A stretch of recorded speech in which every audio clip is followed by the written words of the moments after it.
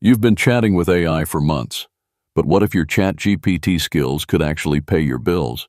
In this video, I'll show you exactly how students are earning real money online just by writing smart prompts. No coding or special tools needed. What is prompt engineering? Prompt engineering is simply the art of telling ChatGPT what to do in the most effective way. Good prompts give better, faster results, and people are willing to pay for that.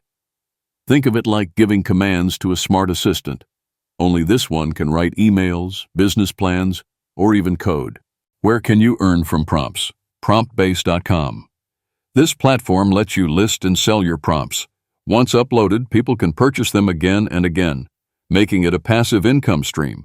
Just focus on useful categories like content creation, marketing, or e-commerce. Fiverr and Upwork.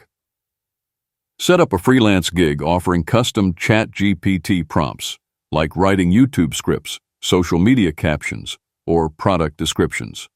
Some sellers charge Rs 2,000 or more per order. Bonus tip: use Reddit or Twitter to post free prompts, gain attention, and then lead people to your paid offers or Fiverr gigs.